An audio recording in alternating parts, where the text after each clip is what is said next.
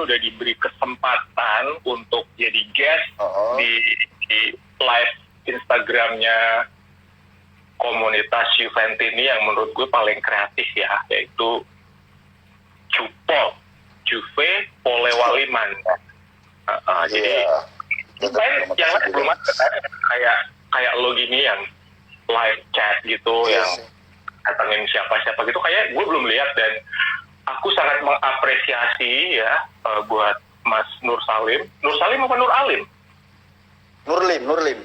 Kalau Nur Alim mantap punya Persib ya, Persija ya.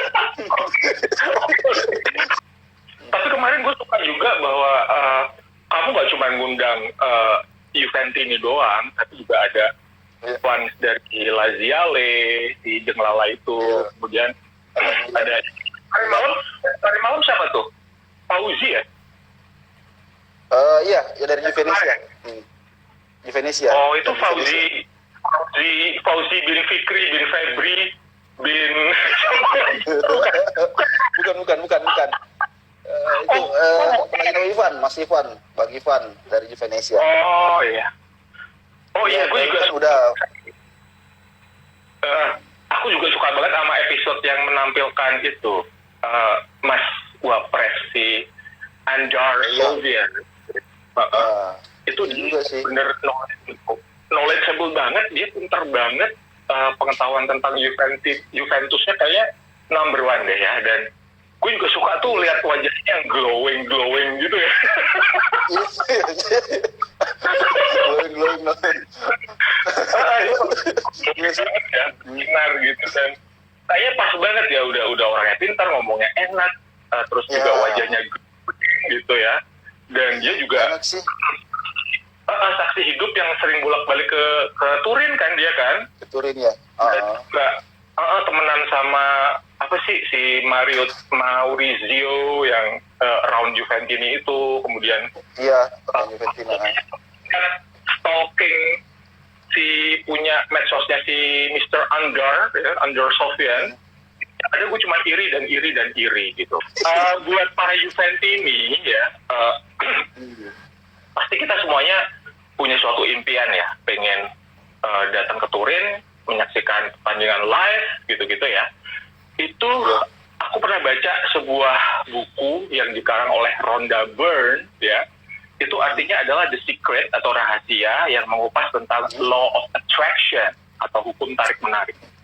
Jadi kalau kita menginginkan sesuatu, kita mulai dengan membayangkan dulu bahwa gue ke Turin, gue berangkat naik pesawat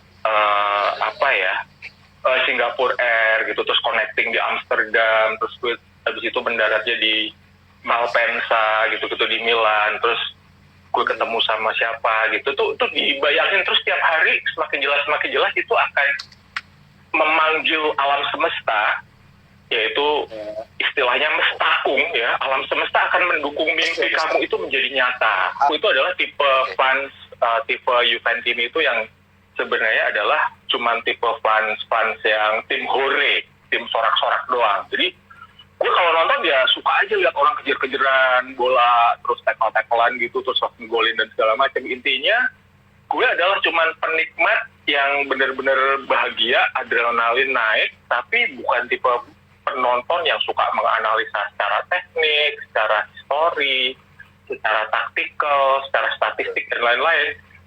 Itu bukan bidang saya sih, tapi karena gue janjian lo untuk ngobrolin tentang Coppa Italia gitu, gue jadi baca, gue belajar kayak mau ujian gitu. Makin ngomongin dia makin gak ada habisnya. Gini, gue tuh setelah baca sejarahnya Coppa Italia, gue tuh bener-bener takut, Mas Joker, Mas Nurlim, sorry. Joker. Gue bener-bener online aja tuh. Kita tuh udah mengkoleksi Piala Italia itu sebanyak 13 kali. 13. Dan yang gue takutin itu adalah seperti tim tetangga, tim ibu kota, itu mereka dulu waktu Scudetto-nya berumur ataupun berjumlah 13, untuk menambah ke 14 tuh susah banget. Sampai harus mengadakan skandal. Dia harus mengadakan skandal Calciopoli gitu ya. Gimana ya, ada 3 pemain Juventus dari klub ibu kota. Itu cuman yang diserang kita, yang diturunkan ke seri B kita gitu loh. Dan itu setelah gue analisa, angkanya 13. Coppa Italia juga 13 kita. Untuk untuk ke-14 gue takutnya akan seperti sejarah dari klub yang di kota Milan itu gitu loh. Jadi kita tahun kemarin kan gugur kan. Tahun kemarin itu kita cuman parah banget, kita cuman sampai perempat final dikalahin 3 final. sama Atlanta. Atlanta. Terus udah itu satu ketakutan gua untuk menambah gelar Coppa Italia jadi 14 itu, semoga naudzubillah min dzalik jangan sampai seperti klub yang ada di ibu kota Italia itu untuk menambah jadi 14 itu jadi susah banget gitu ya. Gitu. Itu satu ketakutan gue tentang Coppa Italia. Oke, sip. Gitu Terus ya. melihat pertandingan tadi subuh tuh kan boleh dibilang Juve nurunin ya tim terbaiknya. Ya Mascherano yang cedera, Higuain juga. Nah, kalau Buffon kan udah jelas Buffon Chesney kan ya 1-2 lah kemampuannya, mungkin masih di atas Buffon sih. Nah, melihat tadi pertandingan tadi subuh itu gimana? Gue pertama kali di first half ya, di babak pertama itu dari menit awal tuh gue udah senang banget. Oh my god, ini so far so good gitu loh. Jadi kayaknya tuh kita nyerang mulu ya, walaupun mungkin serangannya tuh nggak begitu membahayakan, tapi at least gue kasihan sama para kameramen yang meliput untuk daerahnya Juventus di babak pertama.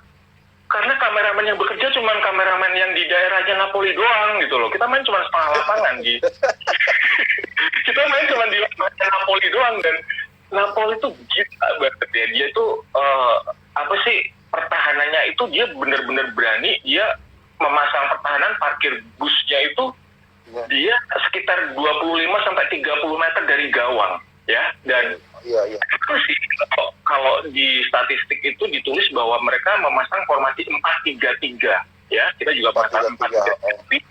Tapi Napoli di babak pertama tuh bukan 4-3-3 tapi 7 dan 3 gitu ya. Jadi 7 pemain tuh numpuk di belakang gitu ya. Dan nya pun yang 3 itu ada siapa sih strikernya itu Callejon, terus si Insigne, satunya lagi siapa? Mereka juga turun ke belakang gitu loh. Mereka tuh membantu pertahanan dan mereka tuh kalau gue tanyain ke orang Italia itu kok bagus banget sih, bisa pertanyaannya rapat banget gitu ya. Napoli gitu. Terus ada tuh orang di sana bilang itu mereka dapat ilmunya tuh dari Jawa itu, bertahan seperti itu. Pertahanan sangat rapat itu mereka dapat dari Jawa. Ya terus gue tanya, yang bener lo nggak bohong gitu kan? Iya, mereka tuh bertahannya tuh bisa rapat gitu, orang pemain-pemain Napoli itu karena mereka tuh minum jamu sari rapat ternyata. Itu benar-benar rapat dan apa ya, yang benar-benar ngeselin banget, kita udah nyerang bolak-balik gitu ya. Seandainya gue semalam tuh nonton bener-bener yang gue tandain banget gitu ya. Itu ada satu attempt on goal ataupun ada suatu kesempatan untuk bikin gol itu saat Ronaldo berada di sebelah kiri gawang dari Napoli. Tapi belum di kotak penalti sih. Dia dilanggar sama Koulibaly. Itu sebenarnya kalau nggak dilanggar tuh dia bisa mencoploskan gol itu karena depan-depannya udah kosong gitu. Dan sekali lagi Juve emang terkenal banget ya, Juventus itu ditolongin wasit ya. Jadi itu Ronaldo ditolong banget sama wasit, dia nggak dikasih free kick dari situ gitu loh. Itu harusnya dia dijatuhin si Koulibaly itu dia harusnya free kick itu dari situ. Itu dari kacamata gue, tapi nggak tahu kalau kacamata orang ahli bola ya. Gue kan dari pertama udah bilang bahwa I'm Justin Borre gitu ya. Gue cuma Borre doang gitu. Jadi jadinya seandainya nggak dilanggar sama Koulibaly itu jadi gol gitu. Terus yang kedua juga yang dia dapat assist tendangan jauh dari Dybala. Itu sayang banget dia telat seberapa detik gitu ya. Bolanya keburu ditangkap sama si Meret itu yang nyebelin banget gitu. Jadi dan aku analisa juga ya. ini juga berhubungan loh, final kemarin itu dengan pandemi COVID-19 ya, dengan COVID-19. Oke. Berhubungan, mau tahu nggak hubungannya apa? Apa tuh Ini, hubungannya? itu kan selama 3 bulan ya, kita nggak bermain secara resmi bertanding secara profesional main bola, bahkan latihan juga waktu awal-awal kan juga latihan sendiri di rumah gitu. Nah buat kita, buat orang-orang awam, kita kan harus social distancing, just stay at home, tinggal di rumah aja. Itu buat kita 3 bulan itu mungkin buat kita cuman tambah gemuk aja gitu ya, karena cuma di rumah, makan tidur, makan tidur. Tapi buat para pemain bola tuh gue ngeliat banget bahwa Ronaldo kehilangan segalanya. Dia kehilangan kecepatannya, dia kehilangan keakuratannya dalam menceploskan bola ke gawang, dia juga kehilangan speednya. Dia kayak lost anything gitu. Dia kayak bukan Ronaldo yang gue kenal gitu. Jadi semalam tuh dia performanya tuh kayak lari-lari dan telat gitu loh. Dia telat menceploskan bola, dia telat dribble bola, telat dapat operan segala macam. Jadi kayaknya selama 3 bulan itu berpengaruh banget buat para pemain bola profesional. Jadi gue ngeliat Dybala aja kan jelek banget kan. Dybala yang biasanya sering mengancam gawang lawan kan semalam cuma gawang itu kan yang Tapi kalau dibandingin dengan ini kan kalau saya pribadi sih Dybala Ronaldo masih bagusan Dybala. Kalau saya pribadi. Karena pergerakannya kan umpan-umpannya itu kan masih bagusan Dybala menurut saya. Ini ada teman lama gue yang join. Halo Ucin 91. Where have you been, man? Mami katanya, Mami tadi ngomong juga tuh. Mami katanya bilang, Sari adalah mata-matanya Laurentis. Tapi yang ya, Portugal itu emang Ronaldo. Gak tau juga. Oke. Sambil kita baca ya, yang udah masuk, yang udah join, thanks a lot. Oke. Itu satu. Jadi menurut aku COVID-19 itu buat pemain bola yang harus ditempa dengan latihan berat dan juga mental gitu ya. Jadi dengan tidak bermain selama 3 bulan dalam kompetisi nyata, itu juga membuat ternyata mereka jadi turun banget performanya. Itu yang kelihatan banget dari pertandingan semalam ya. Itu. Terus itu sudah tadi udah yang pertama itu bener-bener tadinya gue positif. Oh menang nih kalau mainnya kayak gini. Jadi mau nggak mau walaupun parkir bus itu pasti lama-lama juga bakal bolong gitu kan. Itu ekspektasi saya. Setelah melihat babak pertama masih seneng, masih menang lah gitu. Nah cuma setelah babak kedua itu kita ngelihat nggak tahu sih, gue dari awal juga nggak pernah paham dengan line up yang disusun saat ini dan juga pergantian pemain gitu ya. Jadi di babak kedua saya kira Sarri mencoba untuk bermain lebih longgar, kayak menarik penyerang-penyerang atau pemain tengah ataupun penyerang-penyerang dari Napoli itu untuk turun ke depan ke daerah kita gitu ya. Emang mereka turun gitu loh. Dan turunnya ternyata lebih baik. Kita keserang mulu gitu. Jadi kalau di babak pertama tuh kita yang nyerang possession bolanya kayaknya kita 57 dan Napoli cuma 41 kalau nggak salah. Dan di babak kedua tuh mulai keteteran kita dan kita bener-bener kayaknya main. Nggak, kalau kembali ke taktik Sarri sebenarnya tuh, yang di babak pertama yang nurunin line up-nya itu informasi yang pertama tuh yang pemain intinya. Kalau saya sih semalam itu ngelihatnya kok ini Costa dan Cuadrado dimainin bersama gitu. Biasanya tipikalnya sama. Tipikalnya kan pertama sama. Artinya kan minimal ini kan 2 orang ini penggedor kan. Yang gocek kiri kanan buat habisin ini kan. Harusnya saya pribadi harusnya kan ini cadangan lah satu cadangan atau Douglas Costa yang cadangan kan. Ada pertanyaan dari Teteh nih, tapi kenapa Berna yang gantiin si Kua Ogi gitu? Itu sebenarnya bukan ya. Jadi pergantian pertama itu adalah Danilo dulu. Danilo dimasukin, kemudian ditarik si Costa ya. Nah dengan Costa ditarik tuh sebenarnya si Kua itu dia berganti peran dari winger, karena Costanya ditarik dia jadi maju ke depan gantiin si Costa, iya kan? Nah terus si Berna juga masuk. Nah ini kenapa yang dimasukin kok Berna gitu loh, kenapa nggak Ramsey dulu gitu loh, kan yang ditarik kan Pjanic kan. Berna tuh gantiin Pjanic. Jadi benar nggak sih, gue lupa. Iya benar. Benar kan, Danilo masuk, ditarik Costa. Terus habis itu dia kan si Kuanya kan ditarik ke depan kan, dia kan ngisi wingernya situ. Terus kedua kan Berna, pemain yang tampan, rupawan dan sangat seksi itu masuk nih. Tapi saya bego. Sorry ya buat fans Berna. Gue gak suka sama dia, sorry banget. Jadi Berna dimasukin, terus yang ditarik Pjanic gitu kan.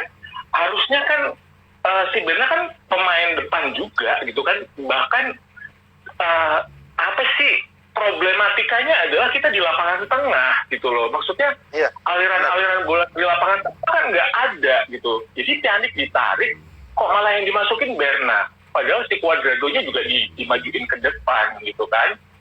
Sementara ada Matuidi sama Bentancur sih bagus ya. Kalau Matuidi sudah ya. Bagus kan? Malah saya lihat ya udah mirip-mirip Pogba ya. Kalau dulu dia mirip-mirip Bernardi kayak mainnya. Perbandingan gue suka tuh, tapi satu yang gue juga agak-agak mirip sama si Bentancur tuh, dia emosinya kayaknya labil ya. Dia sering banget melakukan masih muda kan. Masih melakukan berondong tuh yang popcorn itu ya, yang kalau kita nonton gitu. Oke, jadi itu tuh bagus, gue suka sama Bentancur, tapi dia di babak pertama juga dia dapat kartu kuning gara-gara nyenggol doang atau apalah yang kayaknya banget gitu kan, dapat kartu kuning gara-gara emosi gitu. Saya nggak lucu banget. Cuman Berna satu, dia itu harus punya ketajaman crossing ya. Crossingnya kayak kurang bagus ya. Iya sih, masih sangat-sangat. Beda waktu dia di Fiorentina.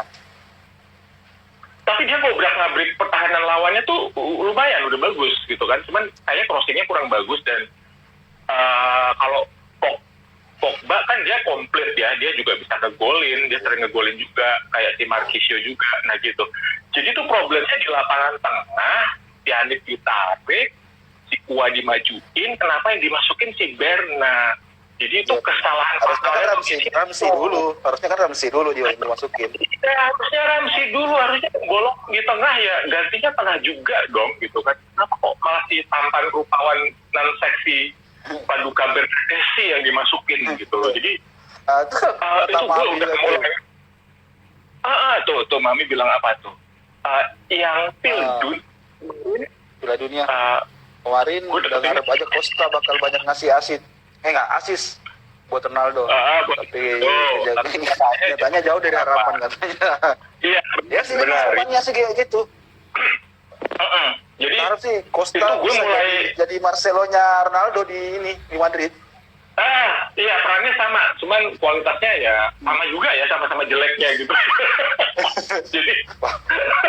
jadi itu kesalahan fatal yang gue merasa ini sebel banget gue masih Maurizio Sarri yang kayaknya dia nggak begitu peduli dengan kelemahan lapangan tengah kita, midfielder kita. Kenapa itu gitu? Dan gue merasa mulai di PHP-in tuh waktu si Berna masuk itu, kenapa nggak Ramsey dulu?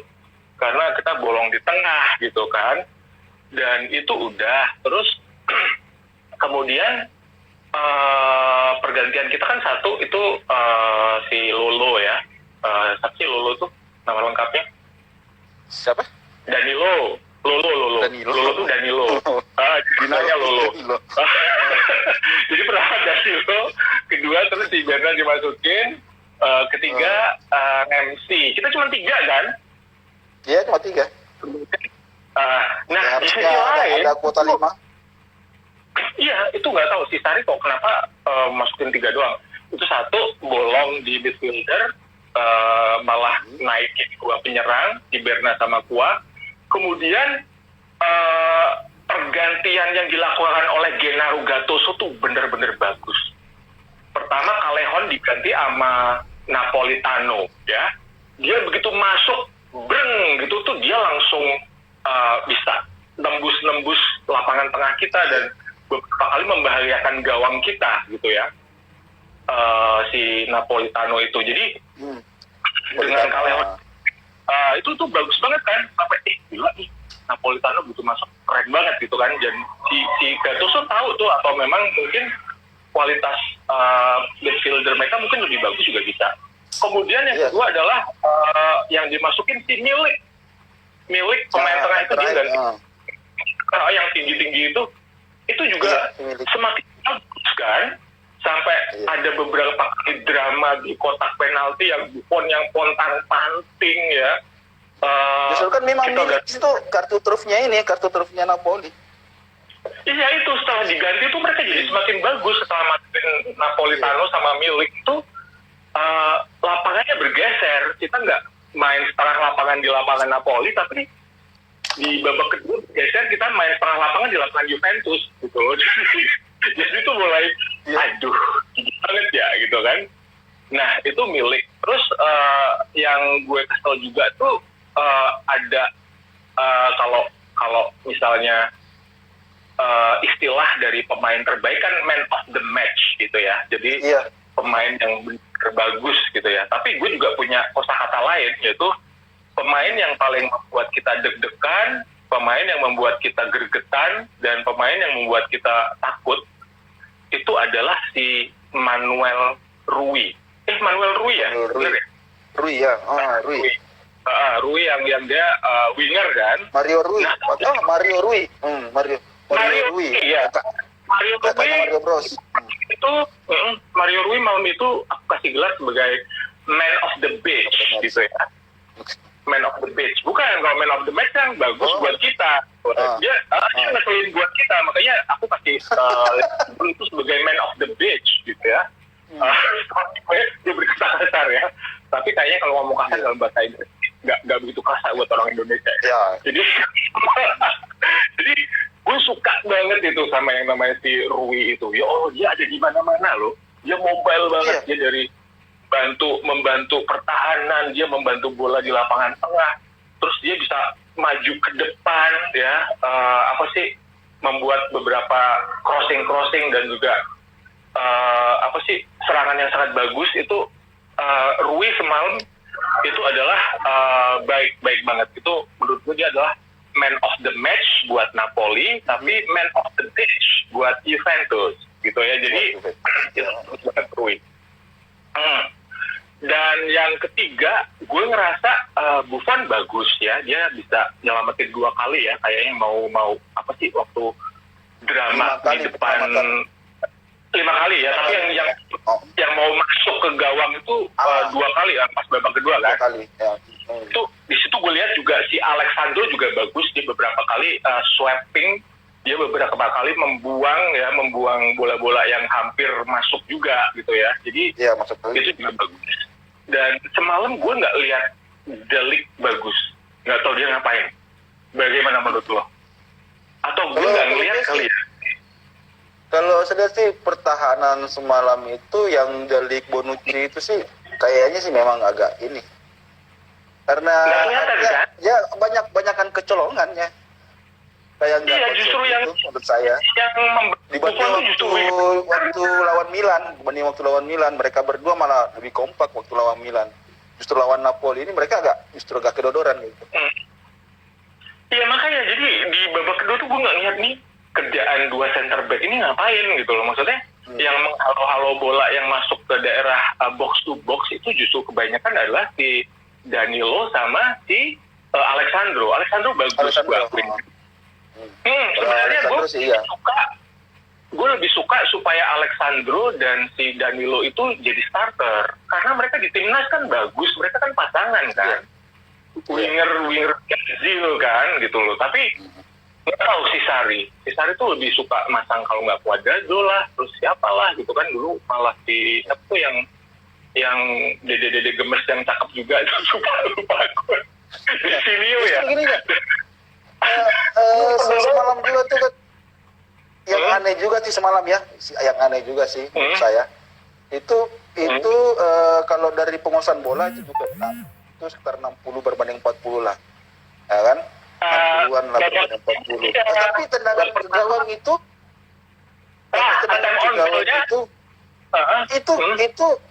kalau nggak salah itu lebih banyakan Napoli dibanding Juve.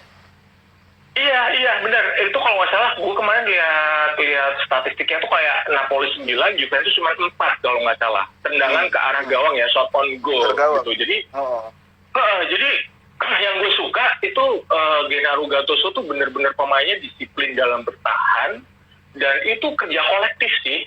Kalau dilihat-lihat kan pemain mereka semuanya nggak ada pemain bintang ya, pemain yang berharga mahal kayak Ronaldo gitu kan mereka nggak punya gitu. Cuman mereka tuh komunikasinya bagus banget, dari mulai yang barisan belakang terus ke tengah terus ke depan tuh mereka padu banget.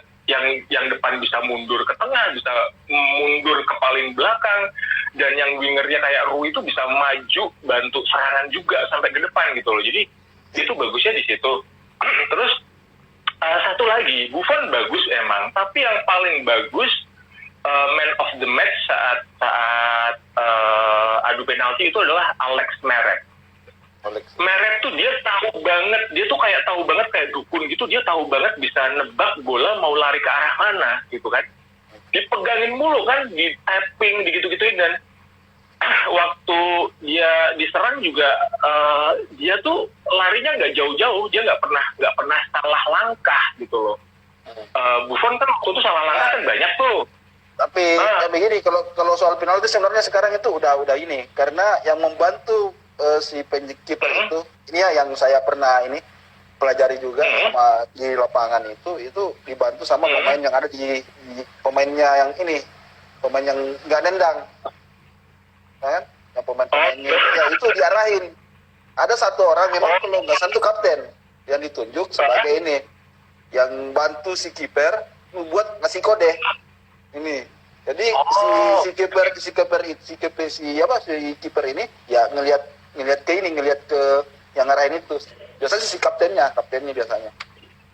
Oh, jadi boleh kode-kodean gitu boleh? Iya, pakai kode-kodean gitu. Ya di kode ini. Di balanting, nendangnya ke sini, kamu lompat aja ke sini.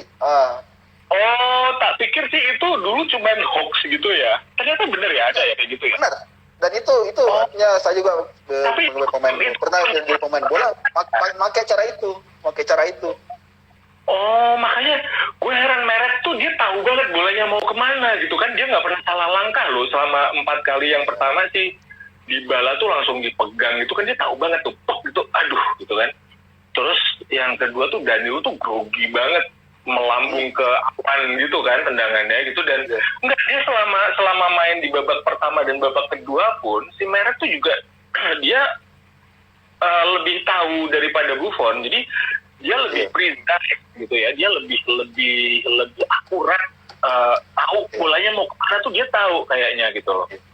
Jadi Buffon sih masih bagus menurut gua, tapi dia masih kalah bagus sama Meret untuk pertandingan tadi malam itu. Itu menurut gua. Ini kalau diadu penalti, kalau bagi saya sih adu penalti, tapi kalau secara di permainan babak pertama babak kedua masih Buffon bagi saya ya. Masih Buffon ya. Oh iya. Iya. Ya mungkin karena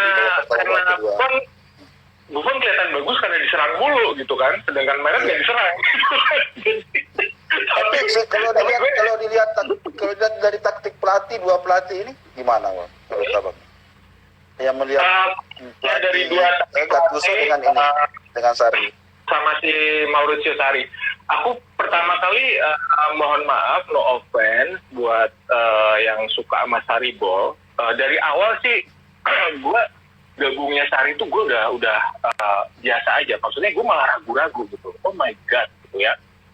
Kalau segede Juventus kok maunya merekrut pelatih yang udah puluhan tahun bekerja sebagai pelatih yang hanya memenangkan 1 trofi UEFA Champions League, gitu ya, itu kata dua kan, Europe UEFA League, Jadi setelah kita ngeliat Sarri sih, Sarri tuh not bad, dia nggak jelek, tapi dia juga not good, dia juga nggak bagus gitu loh. Jadi dia tuh menurutku sih mediocre ya. Di Napoli kan dipegang dia berapa tahun itu kan mana, nggak pernah menang apa-apa, paling banter juga posisi 2 gitu kan. Kayaknya ini nggak salah nih gitu kan. Kok Sarri gitu. Jadi dari awal gue juga udah ya udah dia siapa tahu gitu kan bisa gitu. Dan terus ini gue ke kronologi sejarah historikalnya Sarri dulu ya. Terus waktu awal-awal di pre-season segala macem tuh dia suka mainin Mandzukic juga dan bagus kan. Tapi begitu masuk ke musim sesungguhnya, di awal musim gue juga heran banget kenapa Mandzukic malah dicoret. Dan yang jadi starter itu malah si pemain yang tampan rupawan itu, si Bernardeschi itu. Dan dia beberapa kali kan jadi starter mulu kan, di awal-awal tuh bermesin banget. Yang Dybala dicadangin, yang itu mulai Sarri haters tuh mulai banyak nih. What's wrong with Sarri gitu loh. Dia apa-apaan sih kayaknya, kok berani-beraninya klub segede Juventus tuh dia jadikan sebagai kelinci percobaan gitu kan. Line up-nya nggak jelas gitu, terus juga pergantian pemainnya juga nggak jelas gitu. Jadi beberapa kali saya melihat waktu si Berna menjadi starter itu kita sering berakhir dengan draw gitu kan, nggak golin ataupun gitu-gitu. Dan seandainya itu si Dybala yang dipasang dari awal gitu bertiga itu, padahal pernah itu sekali gue lupa waktu melawan mana ya, dipasang Tridente 3 Dybala, Higuain, Ronaldo bagus banget, tapi itu nggak dilanjutin, yang gue heran gitu loh. Terus itu jadi karena gini menurut saya nih banyak. Kalau menurut saya sih kenapa Bernardeschi ini dipakai? Karena yang bisa, sangatnya mungkin yang paham dengan Sarribal itu ya mungkin Bernardeschi. Dilihat dari tipikal permainannya kan, pemain cepat segala macam. Mungkin sih menurut Sarri ini yang pemain ini yang cocok buat ini Sarribal, yang bisa nerapin Sarribal. Kalau Dybala kan mungkin menurut saya sih. Terus kalau ngeliat Gattuso gimana tuh malam?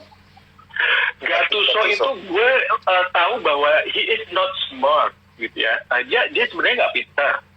Cuman yang gue dengar gue baca itu tuh Gattuso punya karisma sebagai seorang figur parenting, seorang pelatih yang kebapaan. Jadi secara emosional tuh dia bisa menyatukan seluruh pemain agar mereka tidak egois. Jadi betapa bagusnya kan kolektivitas dari tim Napoli. Begitu si Gattuso masuk kan mereka langsung 5 pertandingan menang gitu kan. Terus itu yang aku baca, nggak tahu juga sih. Yang aku baca tuh sebenarnya tuh Gennaro tuh dia orangnya sabar dan dia sangat kebapaan dan dia bisa mengatur emosi dari anak-anaknya gitu. Jadi dia bisa sangat menjadikan sebuah tim yang pemainnya nggak ada pemain bintangnya, yang menengah lah gitu ya, itu bisa menjadi suatu kekuatan yang sangat kompak. Itu saya lihat. Tapi waktu DC Milan kemarin ini boleh dibilang gagal total. Iya jelek. Waktu di AC Milan itu karena dia yang nggak tahu juga. Gue memang suka baca gosip ya, walaupun itu gosip sepak bola gitu kan. Dia ditekan, banyak yang ngatur gitu loh. Salah satunya ratunya AC Milan, si Barbara Broccoli. Barbara apa sih? Yang pacarnya ini ya, si siapa lagi namanya, yang mantan pemain anaknya presiden siapa? Berlusconi. Barbara Berlusconi. Barbara Broccoli kan yang ini produsernya film 007. Si Barbara Berlusconi itu katanya dia tuh nyampurin banget gitu loh, dan itu pelatihnya kayak si Pippo juga akhirnya mental, si Brocchi juga mental, si ini juga mental kan, si Gattuso. Jadi itu masih klub keluarga. Nah beda dengan si Aurelio De Laurentiis, itu dia benar-benar percaya sama si Gennaro Gattuso. Pokoknya lo terserah deh, pokoknya tim gue bagus gitu. Dan karena tipikal kebapaan dan sebagainya, dan pemain-pemain Napoli juga merasa dekat ya sama Gennaro Gattuso di ruang ganti segala macam gitu tuh. Kekuatan terbesarnya itu dia bisa berkomunikasi dengan baik sama anak-anaknya, dan dia memadukan semua potensi dari pemain-pemain Napoli itu menjadi suatu kekuatan teamwork atau suatu kekuatan kolektivitas yang sangat bagus. Dan ini mengingatkan gue sama klub Bundesliga yang namanya Leipzig. Iya, Leipzig. Leipzig itu benar-benar pemainnya nggak ada yang pemain bintang, tapi tuh kolektivitas itu keren banget, yang rapat banget, pertahanannya disiplin, dan ya itu gue melihat ada kesamaan itu. Jadi congratulations sih buat Gattuso. Sampai si Mancini kan dia juga ini kan seneng kan, Gennaro bagus nih di Napoli karena dia dikasih kepercayaan tuh dilepas, benar-benar dilepas sama si De Laurentiis gitu loh. Itu yang gue dengar ya. Tapi menurut dari catatan prestasi dia sebagai pelatih, kan dia pelatih baru banget kan. Iya, baru. Ya di Serie B juga dia juga nggak berhasil meraih Scudetto. Jadi mungkin sih lebih ke personalnya sih, tapi mungkin dari situ kekuatan dia melatih mungkin nanti akan makin lama makin bagus. Tapi kalau aku lihat itu lebih ke personalnya. Nah kalau dibanding dengan Sarri itu yang gue rasa dari pertama itu dia mau menerapkan Sarri ball-nya itu yang main cepat segala macam bla bla bla waktu di Napoli dan juga waktu di Chelsea ke Juventus, itu nggak cocok buat Juventus aku rasa. Betul. Benar. Itu apa ya, di awal musim tuh kita kebobolan tuh sering banget dengan bola-bola mati ataupun set piece. Iya. Apa sih, tendangan bebas, tendangan sudut tuh sering banget kebobolan. Itu kan berarti kan sekarang udah lumayan bagus ya, kita udah jarang kebobolan dari set piece, dari bola-bola mati. Itu kayaknya dia memaksakan banget. Jadi sebenarnya sih dia harusnya belajar sejarah juga ya. 4 tahun di bawah si Allegri itu kan mainnya tuh pakai ritme pengatur serangan, terus pakai ritme decoying gitu, kayak ada umpan buat biasanya kan kalau misalnya masang Dybala sama si Ronaldo gitu kan, Dybalanya dijadiin umpan gitu kan, biar orang bingung nih mau marking Dybala apa Ronaldo. Terus ada Mandzukic juga gitu kan, jadi dia taktiknya bagus karena dia tahu bahwa banyak pemain bintang dengan egonya, skillnya segala macam. Nih pemain bintang harus dipenuhin semua keinginannya untuk berekspresi, untuk menunjukkan skillnya gitu. Jadi 3 orang itu dipasang banget ya, dan pasti kalau Dybalanya lepas nanti Ronaldonya kecolongan, dia ngegolin. Kalau enggak si Ronaldonya di marking, entar yang ngegolin Mandzukic gitu kan keren banget. Jadi si Allegri itu sebenarnya pintar karena Juve banyak pemain bintang. Kalau ini memang dia pemain cerdas si Allegri. Dan apa sih, dia tahu bahwa pemain bintang tuh harus dipenuhin kebutuhannya untuk berekspresi, untuk menunjukkan kepiawaiannya gitu loh. Nah itu yang si Sarri itu lupa gitu loh, bahwa di Juventus tuh banyak pemain bintang, banyak pemain senior segala macam, sehingga Sarri Borgia itu gagal total menurut gua. Oke, benar. Itu. Dan gue merasa Sarri ini berani banget ya, klub segede Juventus dijadiin kelinci percobaan. Mungkin banyak yang berpikiran seperti itu loh, dia berpikir banget nih, baru datang klub segede ini diobrak abrik gitu ya, kayak apa sih istilahnya, bola-bola rendah, main merendah ataupun main bertahan, istilahnya low ball gitu ya. Kayak Napoli kan itu stylenya kan dia low ball ya, dia bermain dengan kekompakan, dengan bola-bola bawah, dengan nggak show off menyerang, tapi dia hanya mengandalkan serangan balik, istilahnya low ball. Itu tuh kalah kita kalau bermain sama jenis-jenis kayak gitu loh. Jadi ya kalau saya sih gini, Gattuso itu kalau Gattuso semalam itu benar-benar Italia banget menurut saya ya. Italia banget. Apa benar-benar? Italia banget, taktik Italia. Iya, dengan Catenaccio-nya kan. Catenaccio-nya kan. Justru saya lihat semalam itu si Gattuso ini udah dapat benar nih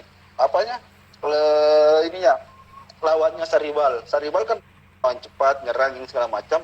Terus Gattuso masangnya Catenaccio Kan dia kan juga produk Catenaccio juga kan. Gattuso kan Iya, produk Catenaccio betapa. juga. Makanya dia mau dia memanfaatkan benar-benar ilmunya selama jadi pemain dan dilatih pelatih yang pelatih Italia yang benar-benar Italia banget. Itu dia keunggulan pelatih yang matang begitu ya, dia bisa melihat kekuatan lawan gitu, bener juga sih. Iya itu gue setuju banget. Itu Catenaccio. Iya. Cuman selain itu apalagi kira-kira si Gattuso? Kalau yang gue sih lebih menyoroti sebagai sisi personal ya, sisi kebapaannya dia sama itu. Karena dia kan ini pemain tipikal kalau di artinya kan yang seperti Mas bilang tadi kan yang ngatur emosi. Ntar ini kan ya memang sih karena memang dia kalau menurut saya sih yang saya baca sebelumnya itu pada saat Gattuso main itu ya dia memang dipasang buat itu, buat naikin mental teman-temannya dan menjatuhkan mental lawan. Waktu zamannya di lawan. Zamannya dia main di Italia dengan Milan. Di timnas dia juga gitu sih. Dia tuh seorang kartu merah. Ngotot banget dia. Perlu dia gelut di lapangan kan? Gelut di lapangan. Siapa sih si Cikna itu sama Montero, gue juga kangen juga ya back yang kelas itu kayak Montero segala macam. Kalau Montero kan udah mulai muncul nih, ininya udah mulai muncul penggantinya sama dari Syria si apa lagi namanya Demiral. Si Demiral, ya Demiral tuh bagus banget. Sayang banget kalau Juve sampai lepas gitu. Aduh itu benar-benar si Pichi and the gang itu kayaknya itu dua. Gue semalam juga ngeliat di timeline di Twitter juga bahwa dua kesalahan terbesar Juventus pada musim ini adalah satu Paratici, dua adalah Maurizio Sarri. Itu dua kesalahan terbesar. Jadi kita udah tahu bahwa kita tuh lapangan tengahnya tuh kedodoran gitu kan. Malah kemarin belinya siapa aja? Kulusevski kan? Iya. Iya kan, dan itu kenapa gue sangat-sangat campaign bahwa please beli si Sandro Tonali. Karena Sandro Tonali gue ini bukannya gue secara subjektif ya, tapi gue ngeliat di Instagramnya si Andrea Pirlo sendiri mengakui bahwa Sandro Tonali itu adalah penjelmaan dari dia, seorang metronome, seorang pengatur serangan yang dia bisa menaikkan tempo, bisa menurunkan tempo, dan dia cerdas gitu ya. Jadi itu kenapa gue sangat pernah nulis di Twitter gue itu, pokoknya pemain yang benar-benar aku inginkan sekarang above all adalah Sandro Tonali. Cuman takutnya si Tonali itu biasa lah, dia baru 20 tahun, dan Juve kan pemain muda gitu suka dicadangin kan, kayak zamannya si terus ya kan mungkin di sekolahin dulu lah di ini yang di tim satelitnya yang di seri C, seri B. Nah, itu kan bisa pengennya sih gitu. Tapi ngelihat si permainan si Sandro Tonali sekarang di timnya sekarang tuh dia pemain kunci loh. Dia pengatur serangan, dan aku pernah lihat dia free kick, tendangan bebas dari jarak yang begitu jauh dengan tembakan parabola yang melengkung tuh bagus banget sampai ya Allah gue suka banget gitu kan. Jadi harusnya sih kita segera berbenah ya di lapangan tengah. Nah kalau menurut lo yang seharusnya kita beli siapa nih untuk memperbaiki? Kok ada iklan? Apanya pemainnya? Ada iklan TV tadi. Oh gitu. Apa? Okay. Untuk memperbaiki lapangan tengah, kira-kira yang mau dibeli sih siapa? Kalau gue sih gue pengen banget Tonali. Dan mungkin Pogba juga bagus sekali ya. Bentar. Ini kan kita baca yang udah. Dulu ya. Oke. Kalau Sarri keluar sih seburuk-buruknya gue pengen Allegri balik. Tapi Allegri itu kayaknya belum second kontrak sih. Dan kalau yang wahnya ataupun yang istilahnya impiannya, the dream coach ataupun pelatih impiannya sih gue kira si yang Manchester City, itu kayak itu pengen banget si Pep tuh ngelatih tuh, kayak dia kan orangnya cool, pinter gitu kan, dia bisa ngelatih dan dia spesialis pelatih dengan pemain-pemain bintang. Kalau Sari kan nggak tahu tuh spesialisnya apa. Gitu kan. Jadi kalau the dream coach-nya sih gue pengen si Pep Guardiola. Kalau sejelek-jeleknya mungkin Allegri balik, itu kemungkinan yang kedua. Atau mungkin kalau boleh juga sih gue mulai suka dengan si pelatihnya Leipzig. Jadi nggak tahu sih dia cocok nggak, kayaknya Bundes itu sama gaya mainnya Italia beda ya, Bundesliga sama, tapi sama sih sekarang kayaknya kolektif semua kayaknya. Jadi itu kalau misalnya pertanyaannya dari Teh Endang ya, kalau misalnya Sari keluar, kalau aku itu sebagai Juventino, sebagai seorang fans tim hore gitu yang suka hura-hura doang gitu, aku sih pengennya ya jelas lah si Pep Guardiola, karena dia pemain kita kan banyak pemain bintangnya, jadi kayaknya dia cocok, tapi nggak tahu, dia kayaknya nggak dilepas juga sih, impossible juga. Terus kedua yang paling buruknya mungkin Sari balik, Allegri balik, atau mungkin yang lebih jauh lagi pilihan ketiga, gue pengen pelatihnya Leipzig tuh datang ke itu. Kalau saya pribadi sih, yang sebagai fans Juve dan sebagai fans timnas Italia, berharapnya sih pelatihnya Juve itu berasal dari Italia, pelatih Italia. Karena bagi saya sih itu Juve itu fidanzatanya Italia, kekasihnya Italia. Maksudnya kembali kejayaan Juve dulu sebagai penyuplai pemain timnas Italia terbanyak. Itu dia yang kangen. Gue kangen banget sebagai Juventus suasana itu. Yang pernah sampai 90% bahkan 90%. Pemain bahasa Italia semua pemain dari Juve. Bahasa Italianya bahwa Juventus itu adalah kekasihnya dari orang Italia itu adalah La Fidanzata d'Italia. La Fidanzata Italia, itu dia. Italia, bahwa betapa dulu tuh kalau gue jatuh cinta sama Juventus, otomatis kalau yang zaman dulu ya, otomatis akan jatuh sama timnas Italia, karena 90% yang main itu dia. Jadi itu yang gue kangen itu. Zaman si Marcelo Lippi menang 96 itu kan, ya Allah tuh pemain Juventus kan, terus juga zamannya yang mendarahkan yang final Piala Eropa tuh yang Trezeguet ngancurin kita di injury time gol itu kan juga pemainnya semua kan, mulai dari si siapa sih itu kecuali Toldo. Ya pokoknya pemain Juventus tuh pemain timnas semua waktu itu. 80% pemain. Sekarang gue sedih loh. Sekarang tuh cuma siapa coba pemain Italia yang timnas? Bonucci doang ya. Chiellini dua. Terus siapa lagi? Desci. Apa gitu? Kalau gue sih lebih ke takdir ya. Emang kita dipikirkan kalah gitu. Jadi lebih lebih legawa. Kalau ininya secara tenis lah, secara ininya lah.